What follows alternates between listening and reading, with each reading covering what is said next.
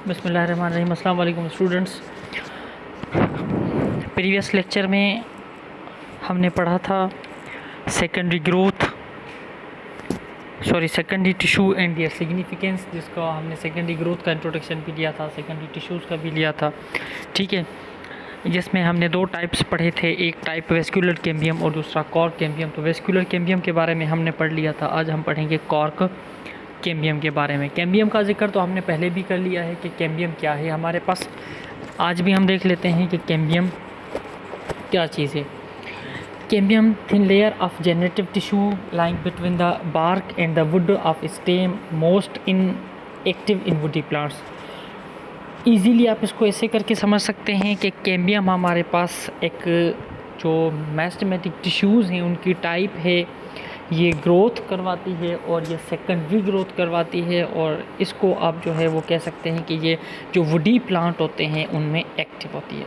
The cambium produce new layer of phloem on the outside and of xylem on the inside.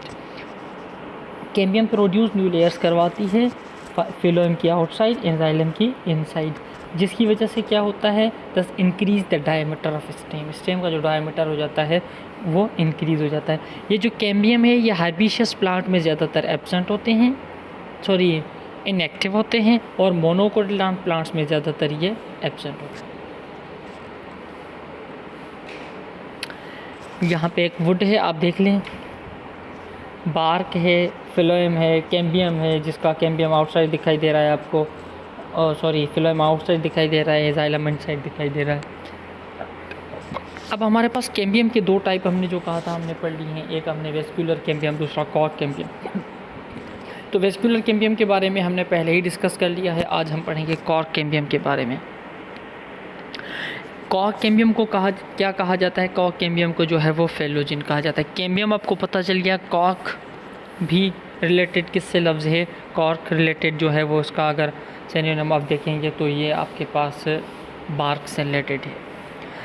Cork cambium is a tissue found in many vascular plants as a part of the perioderm. ठीक है, the cork cambium is a lateral meristem. ये भी आपके पास एक lateral meristem है क्योंकि cambium आपके पास लेटरल मेरिस्टम है। And is responsible for secondary growth that replace the epidermis in roots and stem. या क्या करता है, उसको रिप्लेस करता है। It is not found in many herbaceous dicot and some monocot which usually lack secondary growth. उन plants में cambium या आपके पास कॉर्क कैम्बियम नहीं होता जिनमें क्या नहीं होता, जिनमें सेकेंडरी ग्रोथ नहीं होती। ठीक है, अब हमारे पास अगर हम देखें तो कॉर्क कैम्बियम का अगर फंक्शन की बात करें, the function of cork cambium is to produce the cork, a tough protective material, जिसको हम कॉर्क कहते हैं। अब इसमें क्या है कि हमारे पास जो cork cambium cuts of new tissues inside called secondary cortex और phelloderm. The cells cut of outside are rectangular are arranged in radial rows. They have a waxy deposition of suberin and become dead. They are called cork tissue. जो यहाँ मैं आपको आगे दिखा देता हूँ ये चीज़। ठीक है, ये जो मैं टाइप बता रहा हूँ ये जो है वो कॉर्क कैम्बियम की 3 डिफरेंट लेयर्स हैं।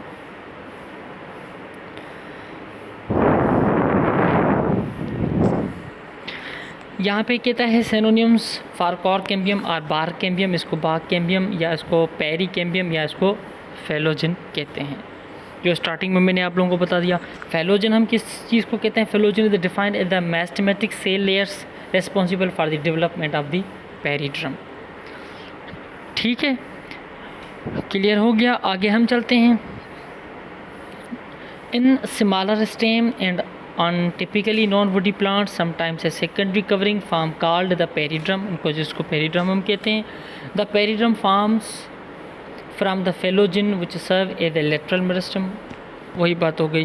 The periderm replace the epidermis and act as a protective covering like epidermis. जो पेरिड्रम रिप्लेस करता है एपिडर्म को, वो काम करता है as a act a protective covering. ठीक है, जिसमें आपके पास क्या होता है, जिसमें आपके पास जो है वो बिकम डेड मटेरियल वगैरह भी होता है।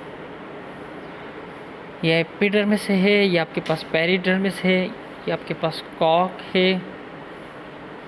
जो पेरिडर्मिस है इसके 3 लेयर्स हैं, फेलोड्रम, फेलोजिन जिसको कॉक कैम्बियम कहते हैं, और तीसरा है फैलम।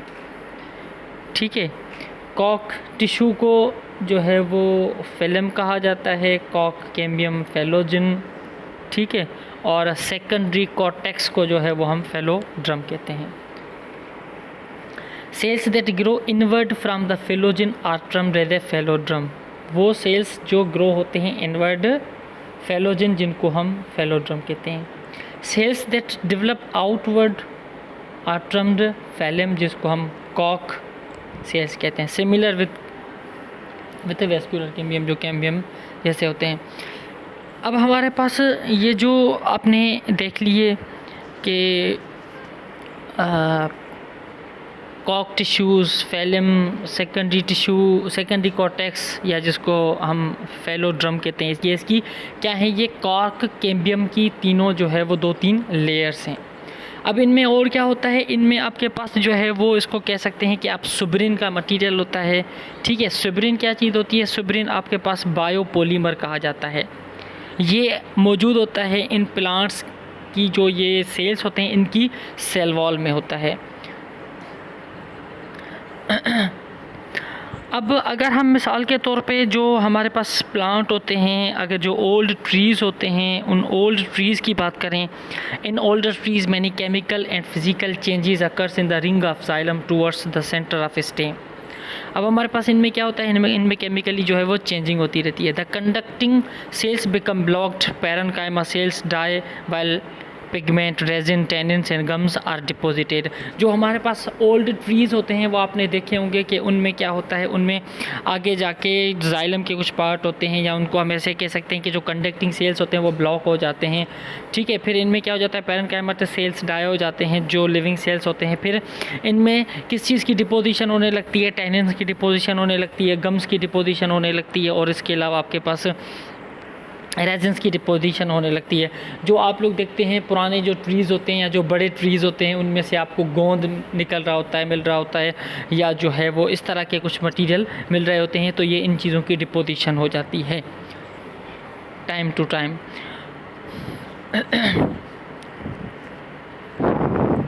जब हमारे पास जाइलम नॉन फंक्शनल हो जाता है ट्रांसपोर्ट के लिए, तो फिर क्या हो जाता है, वो स्ट्रॉन्ग हो जाता है। जब वो स्ट्रॉन्ग हो जाता है तो हार्ड हो जाता है, हार्ड हो जाता है तो फिर वो क्या करता है, वो प्लांट को प्रोटेक्ट करता है। ठीक है, सपोर्ट देता है, ट्री को सपोर्ट देता है। अब हमारे पास आपने देखा होगा कि जो ट्रीज़ हैं उनमें हमारे पास जो है वो वुड होता है। ठीक है, तो वुड की भी कुछ टाइप्स होती हैं हमारे पास, क्योंकि वुड हमारे पास जब बनता है तो वो सीजनल होता है। The part of ring where these changes have occurred is known as a heartwood, whereas the outer part of ring which is contain comparatively young tissues remain functional in transport। ऐसा would मिसाल के तौर पे जो क्या होता है आपके पास heartwood, whereas the outer part of ring which contains comparatively young tissues remains functional। इनमें इन वुड में क्या होता है, हमारे पास जो ओल्ड टिश्यूज़ होते हैं या मिसाल के तौर पे जाइलम के होते हैं वो नॉन फंक्शनल हो जाते हैं, बाकी जो यंग होते हैं वो हमारे पास क्या होते हैं, वो हमारे पास फंक्शनल रहते हैं ट्रांसपोर्ट में। ठीक है, या मिसाल के तौर पे हम फ्लोएम की बात करें तो जो फ्लोएम है आपके पास यंगेस्ट फ्लोएम होगा वो क्या करेगा, शुगर ट्रांसपोर्ट करेगा। ठीक है, या जो जाइलम होगा, लेकिन जो जाइलम आहिस्ता आहिस्ता फिर क्या होता रहता है, वो उसमें जो है वो नॉन फंक्शनल होता रहता है, जिस वजह से प्लांट को जो है वो सपोर्ट मिलती है। अब हमारे पास एक और चीज़ है लेंटिकल्स। लेंटिकल्स के बारे में आप लोगों ने पढ़ा होगा। लेंटिकल्स किस चीज़ को हम कहते हैं, loosely packed mass of cells in the bark of woody plants visible on the surface of stem as a raised powdery spot. ठीक है, through which gaseous exchange occurs in the lenticels. Lenticels plant की जो bark होती है, जो outer most layer होती है, उसमें क्या है आपके पास, उसमें जो है वो ये कुछ जिसको आप स्पॉट वगैरह कह सकते हैं, तो वो लेंटिकल्स होते हैं जिससे क्या करते हैं प्लांट गैसेस एक्सचेंज करते हैं। The initial periderm is interrupt at point around the stem by the occurrence of lenticels. These are blister like lenticular rupture in the surface, rupture हो जाता है। The name lenticel comes from the fact that it is lens shaped, lens shape की तरह होता है।